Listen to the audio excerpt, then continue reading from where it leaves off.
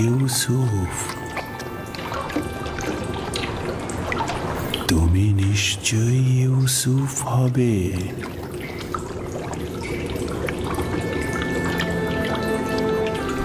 তুমি অবশ্যই বিশ্বাসী ইউসুফ হবে।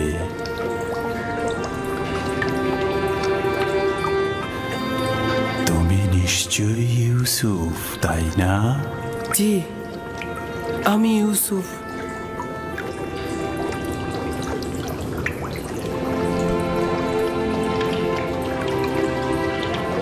আমি জানতাম তোমার সাথে আমার একদিন অবশ্যই দেখা হবে।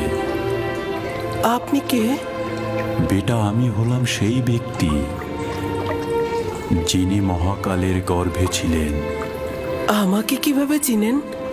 অতীতের এক আম্বিয়া তোমাকে নিয়ে আমার কাছে তারিফ করেছেন, তাই আমি তোমার প্রতি আকৃষ্ট হয়েছি। তোমার সাথে দেখা করার অপেক্ষায় ছিলাম। তার কাছে আমি তোমার নিশানা চেয়েছিলাম। বলল, একদা তুমি এই কূপের মধ্যে জাহির হবে। আর আপনিও আমার অপেক্ষায় বসেছিলেন? 1200 বছর ধরে তোমার অপেক্ষায় ছিলাম। 1200 বছর? হ্যাঁ, পয়গম্বরের নাজাত দানকারী হিসেবে তোমার আশার ওয়াদা দিয়ে আমাকে বলল, যাও কূপের মধ্যে গিয়ে বসো, একদিন ইউসুফ আসবে এবং আজ কি সেই দিন। আমিও আপনার দেখা পেয়ে আনন্দিত। আমি সকল আম্বিয়ার উপস্থিতি উপলব্ধি করছি। প্রত্যেকেই তোমাকে একটা পয়গাম দিয়েছে। হুন নবী বলেছেন, হে ইউসুফ, তুমি ন্যায়পরায়ণ, অত্যাচারীদের তুমি রক্ষা করবে। সালেহ নবী বলেছেন যে তোমার ডাকনাম আমার জন্য হালাল হবে, তুমি বান্দার হক নিয়ে কথা বলবে। ইউনুস নবী বলেছেন, তুমি অতীতের সকল আম্বিয়াদের উত্তরাধিকারী, তাদের আমলের পোশাক পরিধান করো। তোমার পয়গম্বর হিসেবে আগমনের নিশানা তোমার জন্য পাঠানো হয়েছে। নাও। মউউদ, মউউদ, মউদ।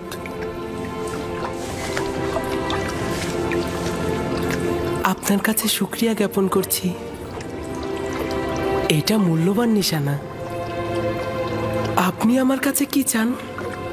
তোমার সাথে মোলাকাতের আরজু ছিল, তোমাকে দেখে খায়েশ পূর্ণ হলো, আর আমার কোনো আরজু নেই। আপনার নসিহত দরকার। আপনি আমার জন্য দোয়া করুন যেন আমি এই সময়ের রহস্য বাধা অতিক্রম করতে পারি। সকল অস্তিত্বের রহস্য তোমার হস্তের মধ্যে। তোমার নসিহতের কি দরকার? কোথায় আছে? অন্বেষণ করো। তোমার প্রতি হস্তে কয়টি জোড়া, কয়টি আঙুল?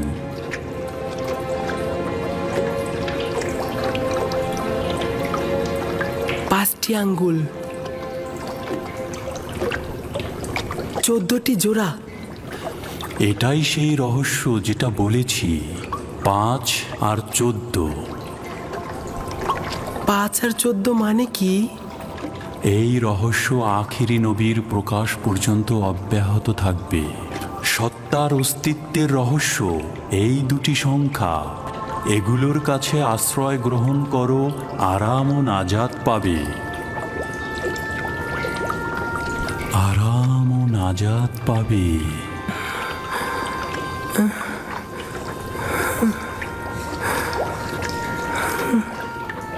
জনাব, জনাব, আপনি কোথায় গেলেন?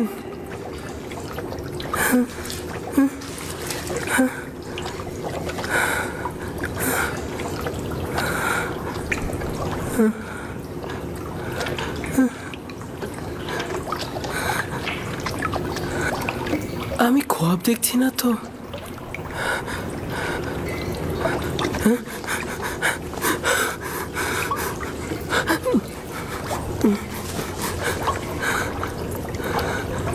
সকল অস্তিত্বের রহস্য তোমার হস্তের মধ্যে।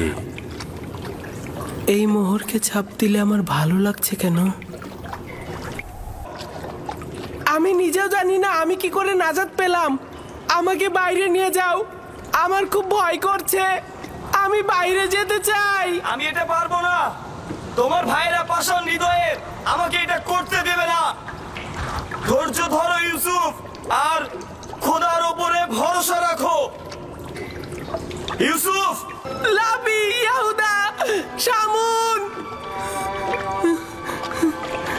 ফিরে এসো। আমাকে একা ছেড়ে যেও না।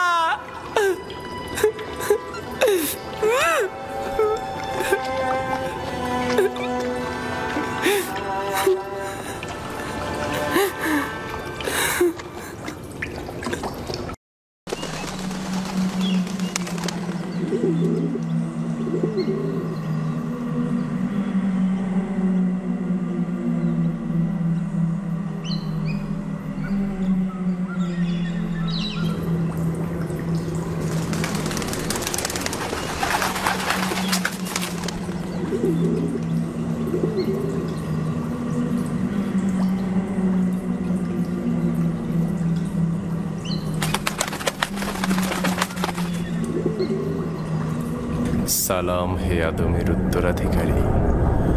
সালাম আদম।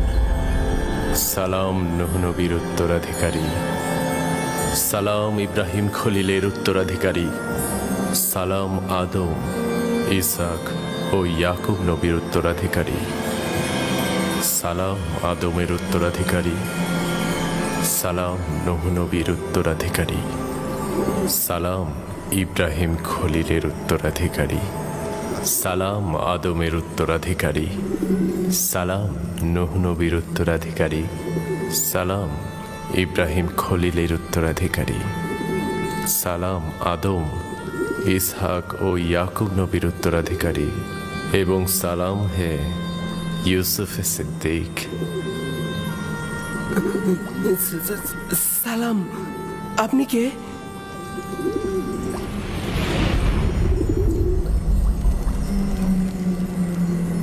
তোমার দেখাশোনা করা এবং খেয়াল রাখার প্রতিনিধি।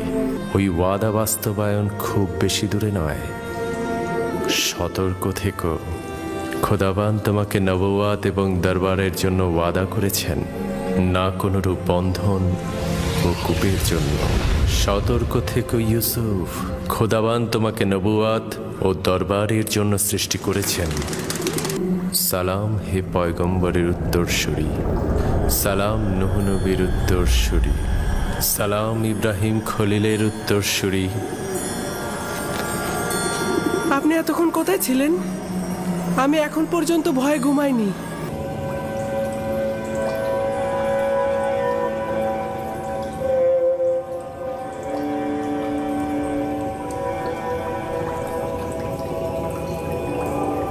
তোমার নিশ্চয়ই ঘুমোতে ইচ্ছে করছে ইউসুফ।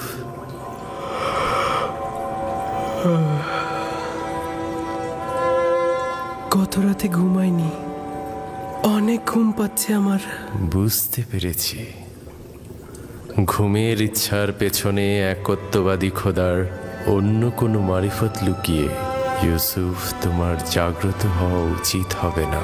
এখন তোমার জাগ্রত থাকার সময় নয়, শান্তিতে ঘুমাও।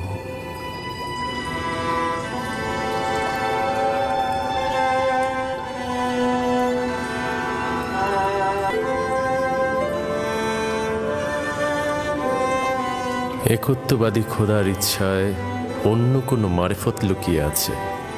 তোমার জাগ্রত হওয়া উচিত হবে না, আর তোমার এও উচিত হবে না পিতার কোলে ফিরে যাওয়া।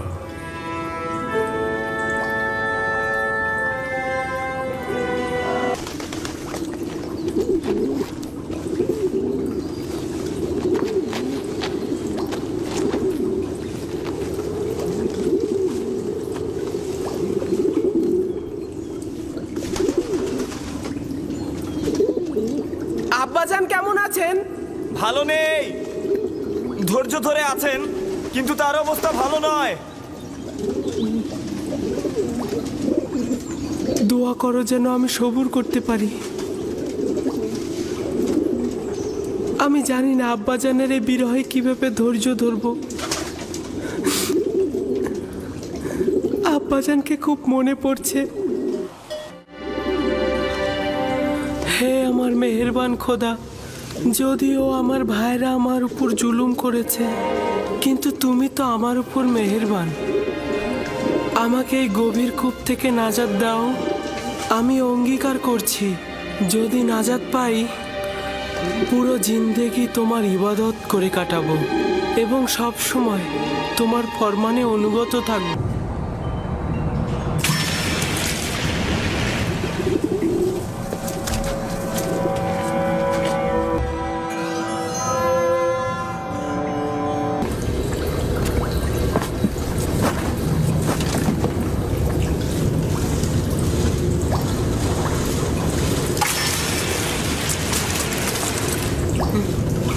আমি এটাতে করেই উপরে উঠবো।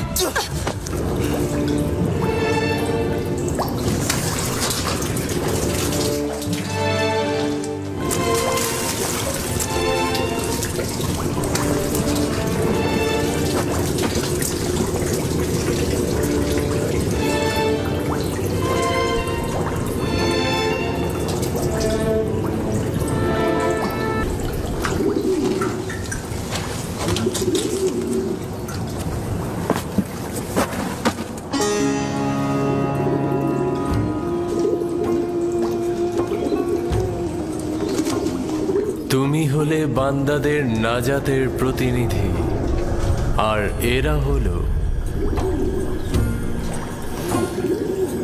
তোমার নাজাতের প্রতিনিধি।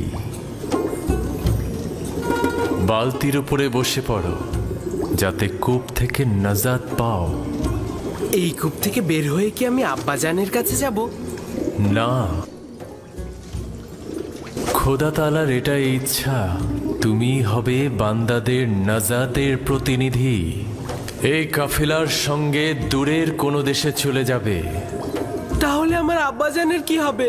আমি তো তাকে ভালোবাসি। তিনি অবশ্যই তোমার বিচ্ছেদে ধৈর্য ধারণ করবে, এটাই পরবর্তীকারের ইচ্ছা।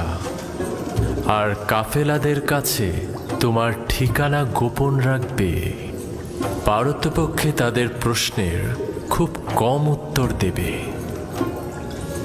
কিন্তু আমার পিতা তো আমার বিচ্ছেদ সহ্য করতে পারবে না। বিচ্ছেদের শোক তো মৃত্যুর শোকের চাইতেও উত্তম।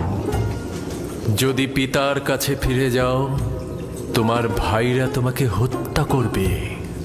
সুতরাং নীরব থাকো, পরবর্তীকারের ইচ্ছার মূল্যায়ন করো।